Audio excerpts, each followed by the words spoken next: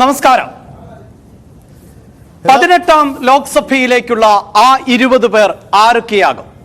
2.7 കോടി വോട്ടർമാർ. ആ തീരുമാനമെടുക്കാൻ ഇനി ശേഷിക്കുന്നത് കേവലം 5 ദിവസം മാത്രമാണ്. 194 സ്ഥാനാർത്ഥികളിൽ നിന്ന് ആരൊക്കെയാകും ഡൽഹിയിലേക്ക് ടിക്കറ്റ് എടുക്കുക? 2019 ലോക്സഭാ തെരഞ്ഞെടുപ്പിൽ രാജ്യത്തുടനീളം പ്രതിഫലിച്ചത് നരേന്ദ്രമോദി തരംഗമായിരുന്നു.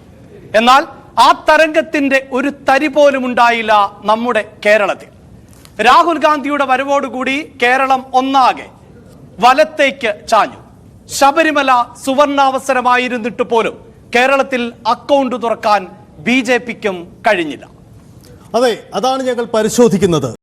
2019 ശേഷം 2024 വീണ്ടും ഒരു ലോക്സഭാ പോരാട്ടം നടക്കുമ്പോൾ ആരൊക്കെ ജയിക്കും, ആരൊക്കെ വീഴും? BJP ഇത്തവണ വലിയ പയറ്റാണ് കേരളത്തിൽ നടത്തുന്നത്. അഭിലാഷ് സൂചിപ്പിച്ച പോലെ കഴിഞ്ഞ 2019 അക്കൗണ്ട് തുറക്കാൻ കഴിയാത്ത BJP അവരുടെ അവകാശവാദങ്ങൾ നിലനിർത്തിക്കൊണ്ട് ഇത്തവണ അക്കൗണ്ട് തുറക്കുമോ? ആ ചോദ്യം പ്രസക്തമാണ്.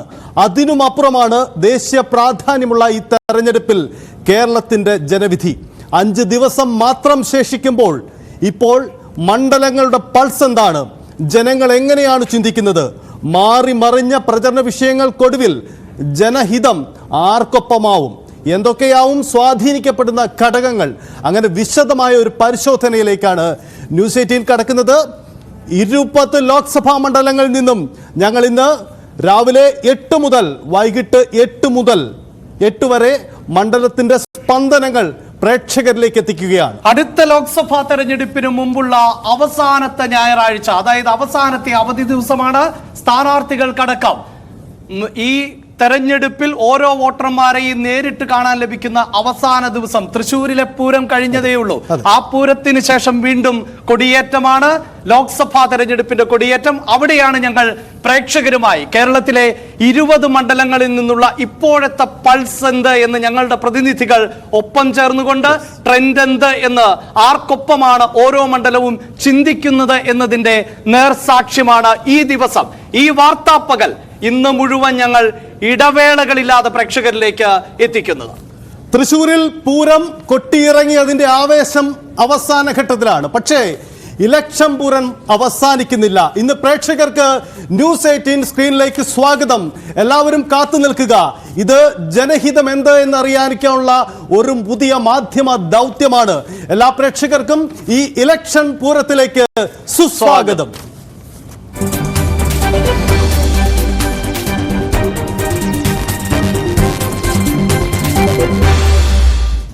സജിത്ത്, നമ്മൾ ആദ്യം ആരംഭിക്കുന്നത് ആലപ്പുഴയിൽ നിന്നാണ്. അതോടൊപ്പം ആലത്തൂരും പരിശോധിക്കുന്നുണ്ട്, കോട്ടയവും പരിശോധിക്കുന്നുണ്ട്. അങ്ങനെ കേരളത്തിന്റെ ഒരു പൊതുചിത്രത്തിലേക്ക് വരുമ്പോൾ തെക്ക് മുതൽ വടക്ക് വരെയുള്ള ഓരോ മണ്ഡലങ്ങളിലേക്കും ഞങ്ങൾ സസൂക്ഷ്മം ഇറങ്ങിച്ചെല്ലുകയാണ്. അതിൽ ഒരുപക്ഷെ സജിത്ത് നമുക്ക് ആലപ്പുഴയിൽ നിന്ന് ആരംഭിക്കാമെന്ന് തോന്നുന്നു. കാരണം കഴിഞ്ഞ ദിവസം രാഷ്ട്രീയ കേരളം ചർച്ച ചെയ്തത് നമ്മുടെ വാർത്തയായിരുന്നു. അതിന്റെ കാരണവും നമ്മൾ ഇന്നലെ തന്നെ പറഞ്ഞതാണ്. അതായത് SNDPക്ക്, ഈഴവ വോട്ടുകൾക്ക് വലിയ സ്വാധീനമുള്ള ആലപ്പുഴയിൽ SNDPയുടെ യോഗം ജനറൽ സെക്രട്ടറി വെള്ളാപ്പള്ളി നടേശൻ എന്തുകൊണ്ട് മൗനം പാലിക്കുന്നു എന്ന് രാഷ്ട്രീയ കേരളം ഒന്നടങ്കം ചോദിച്ചിരുന്നു. ആ ചോദ്യത്തിന് രാഷ്ട്രീയ കേരളത്തിന് നമ്മളാണ് ഉത്തരം നൽകിയത് സജിത്ത്.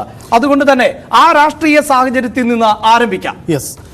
ഇത്തവണ കേരളം ജനവിധി എഴുതുമ്പോൾ എല്ലാ മണ്ഡലങ്ങളും സുപ്രധാനമാണ്, തർക്കമില്ല. പക്ഷേ അതിൽ ഏറ്റവും പ്രാധാന്യമുള്ള മണ്ഡലങ്ങളിൽ ഒന്നാണ് ആലപ്പുഴ. കിഴക്കന്റെ വെനീസ് ഇത്തവണ ജനവിധി എഴുതുമ്പോൾ അതിന് കൃത്യമായ ചില സൂചകങ്ങളുണ്ട്. അതിലേക്ക് തന്നെയാണ് വിശദമായി തന്നെ പോകുന്നത്. അഭിലാഷ് സൂചിപ്പിച്ച പോലെ ആലപ്പുഴ, ആലത്തൂർ, കോട്ടയം, കോഴിക്കോട് ഈ മണ്ഡലങ്ങളിലേക്ക് പോകുന്നു. ശരണ്യ സ്നേഹിതനുണ്ട്, മിഥുനുണ്ട്, MG മിഥുൻ ചേരും, ഒപ്പം G ശ്രീജിത്ത് ഉണ്ടാവും, സുദ്വി വിശ്വനാഥൻ ഉണ്ടാവും. അങ്ങനെ വിശദമായി തന്നെ ഞങ്ങൾ ഈ ആദ്യ മണിക്കൂറുകൾ കടക്കുകയാണ്. തുടക്കത്തിൽ സൂചിപ്പിച്ച ആലപ്പുഴയിലേക്ക് തന്നെ. അവിടെ ശരണ്യ, കഴിഞ്ഞ തെരഞ്ഞെടുപ്പിൽ, അതായത് 2019 ലോക്സഭാ തെരഞ്ഞെടുപ്പിൽ ഇന്ത്യയുടെ ചിത്രത്തിൽ നിന്ന് വ്യത്യസ്തമായിരുന്നു കേരളം എന്നത് നമുക്കെല്ലാം അറിയാം. രാഹുൽ ഗാന്ധിയുടെ വരവ്, അദ്ദേഹം പ്രധാനമന്ത്രിയാകുമെന്ന തരത്തിലുള്ള UDF ക്യാമ്പിന്റെ പ്രചാരണം, അവിടെ നിന്ന് കേരളം ഒന്നാകെ വലത്തേക്ക് ചാഞ്ഞപ്പോഴും മാറി നിന്ന, കനൽ ഒരു തരിയായി നിന്ന മണ്ഡലം ആയിരുന്നു ആലപ്പുഴ. ആ മണ്ഡലത്തിൽ അവസാനവട്ട പ്രചാരണത്തിലേക്ക് മുന്നണികൾ എത്തുമ്പോൾ ഏറ്റവും ഒടുവിലത്തെ ട്രെൻഡ് എന്താണ് ശരണ്യ?